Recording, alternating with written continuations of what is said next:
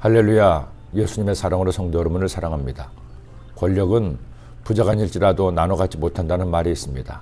아무리 부모와 자식간일지라도 권력은 쉽게 내어줄 수가 없다는 뜻이겠죠. 16세기 영국의 왕이었던 헨리 8세가 자신의 재혼과 권력의 집중을 위해 카톨릭 교회를 버리고 영국 성공회를 만들었습니다. 그리고 캐드린 왕비를 내쫓고 앤 불린과 전격적으로 결혼을 합니다. 아들이 없던 헨리 8세는 앤 왕비가 왕자를 낳아줄 줄 알았습니다.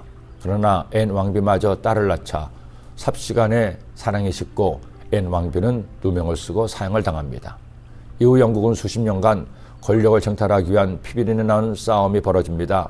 거기에 구교와 신교의 싸움이 더해지는 것이죠. 결국 승자는 앤 왕비의 딸이었다가 반역자로 구금되어 있던 엘리자베스 1세였습니다. 그녀는 평생 결혼도 하지 않았습니다.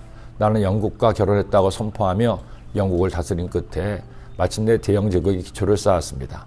그녀를 통해 대서양을 장악한 영국은 신대륙을 접수하며 해가 지지 않는 대영 제국을 시작했던 겁니다.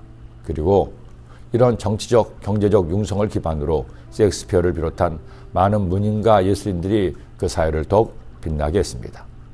그런데 그들보다 조금 앞선 시대에 권력의 무서움을 보여주는 또 다른 사건이 우리나라에도 있었습니다. 1392년 조선이 개국을 했습니다. 4년 전 위화도 해군을 통해 권력을 잡은 이성계는 마침내 고려의 충신들을 제거하고 새로운 나라를 세운 겁니다. 그런데 이성계는 자신의 후계자로 두 번째 부인인 신덕왕후의 막내 이방석을 세자로 세웁니다.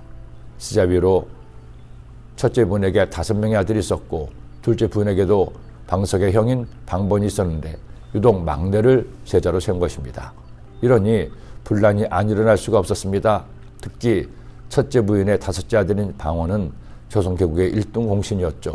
최후까지 반대한 정몽주를 제거한 것도 이방인이었습니다. 그러나 아버지 이성계는 못내 그를 인정하지 않습니다. 오히려 그를 멀리합니다. 결국엔 이방원도 살아남기 위해 왕자의 난을 통해서 세자 방석과 방본을 죽이고 1400년 조선 3대 왕으로 즉위하게 됩니다. 한 나라가 멸망하고 새로운 왕조가 들어서면서 벌어지는 권력의 쟁투는 수많은 드라마를 만들면서 텔레비전 드라마나 영화의 단결 소재가 되어 방영하기도 했습니다. 지금도 모 방송국에서 태종 이방원이란 드라마가 인기리에 상영되고 있기도 합니다. 어떻게 이런 비참한 고륙상정의 비극이 서양이나 동양이나 일어났을까요? 혹자는 이방원의 권력에 대한 욕심 때문이라고 하지만 제가 볼 때 더 큰 원인은 이성계의 잘못된 판단으로 인한 비극이라는 생각을 했습니다.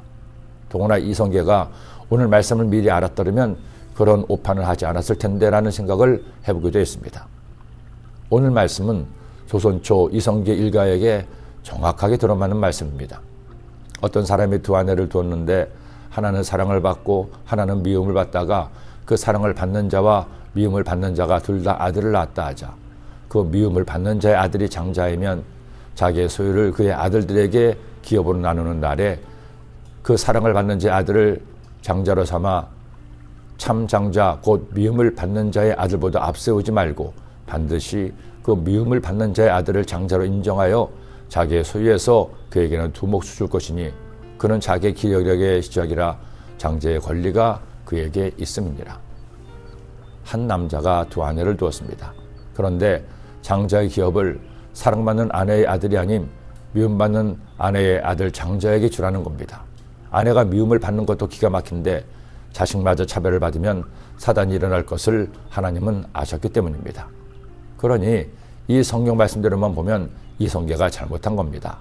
방언은 아닐지라도 동복 형제들인 방언의 형 중에서 한 명을 세자로 정했더라면 그런 비극까지는 일어나지 않았을 텐데 후처로 들어온 왕후가 더 젊고 왕의 사랑을 받은 터에 세자마저 그렇게 정해지니 그런 비극이 일어난 겁니다. 결국엔 과유불급이죠. 아무리 좋은 것도 너무 많으면 지나치다는 것입니다. 살면서 내 마음이라고 내 생각이라고 너무 상대방을 몰아가면 안 됩니다. 오죽하면 지도 궁지에 몰리면 고양이를 문덕하겠습니까? 우리가 할 일은 너그럽게 서로 배려하며 살아가는 겁니다. 그래서 함께 행복하시기를 기도합니다. 기도드립니다. 하나님, 오늘 말씀을 통해 배려를 다시 한번 배우게 하심을 감사합니다. 내 욕심, 내 생각, 내 판단만 고집하지 말고 상대방의 입장을 존중하고 배려하는 넉넉한 마음으로 저희들의 삶의 모든 관계가 아름다워지게 하시고 주님이 기뻐하시는 사랑과 간영의 태도로 사는 저희 모두가 되게 하여 주옵소서. 예수님의 이름으로 기도드립니다. 아멘.